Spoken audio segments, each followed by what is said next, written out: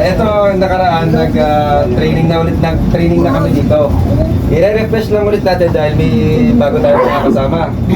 So ngayon, ito yung engine cadet natin. Nag-aaral na to, siya na yung papaliwanag. Tapos kung may mga tanong kayo, well versed to, kaya-kaya yan. Sige sir. Sige, ano na mo? Tumumutla ka na. Tumumutik ka na. Kumaya. Sige. Gusto yun. Umupo ako. Si George umupo. Mga sir, ito pong hawak ko po ay ano po ito yung EBBD. Ano? EBBD sir. EBBD bro. Alam mo? Ano ibig sabihin ng EBC? Yung emergency escape breathing device. Ito po may nakalagay po tayo dito sa baba, sa hindi baka po dito sa taas. Nag-isa po. Tapos ito, ginagamit po ito para kung emergency po sa baba, kung may nasusunog na po.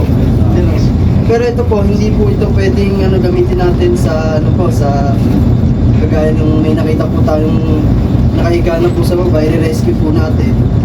Hindi po natin ito pwede kahit po na kaya, sa tingin po natin, kaya po natin yan po natin. Ang gawin lang po natin, kung kumakit na lang po tayo agad sa taas, tsaka po natin sabihin. Kasi po ito, yung ano po nito, kapag ginamit po natin, ang maximum po niya is mga nasa 15 minutes po. Pero depende pa din po sa sa magsusuot. Kung example po si Sir Manuel. Si Sir Manuel po magsusuot dito, ganito. Mga Wala pang 1 minute. hindi po, mga nasa 10 seconds. Pero may ano yan, may computation yan sa weight. Sir, correction lang tayo sa sir. Ang EBD, continuous blow to ha. Continuous blow yan. Continuous blow to. Wala pa kinalaman kung malakas ka gumamit. Si Kaba. Ito. Sorry na. Pagka... Hinihira mo pa safety pala. Ito kasi... Ito sige, parang tuloy ka. Sige po, Kasunod ulit. Ito, paano gagamitin ito?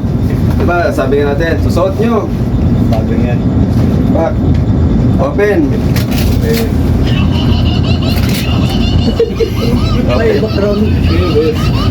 Tapos ito, susuot nyo lang sa ulo nyo to. Ngayon, kapag sinuot nyo to sa ulo, medyo maluwag talaga yan. Tapos once na inactivate nyo na to, hindi nyo na ito masasara. Kaya ito talaga parang disposable. Pero nare-refill naman to sa shore. Ngayon, pag bukas nyo, for example, suot ko na.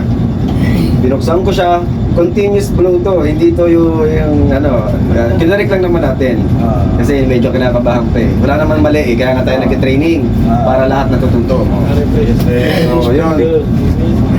Yun, continuous blow to. So, ang tanong na lang, ilang minutes to ginamit pag binuksan?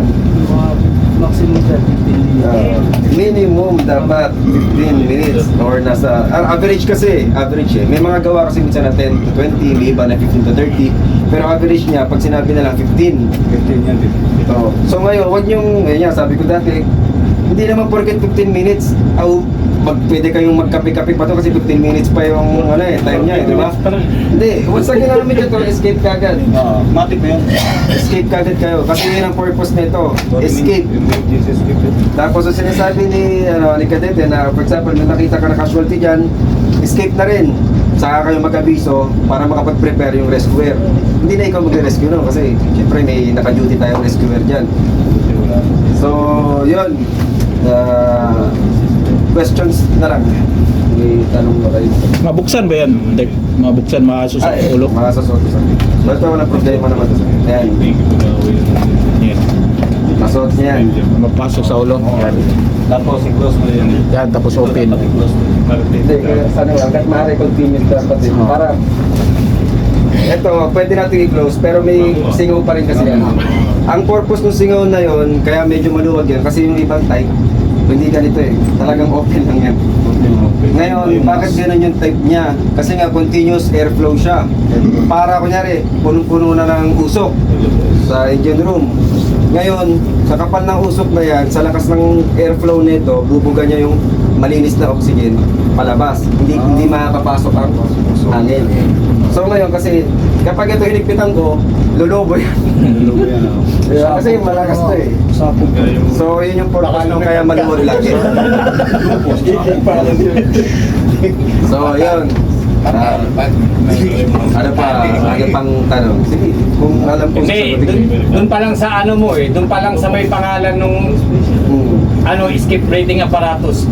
Self yan eh, self-escape.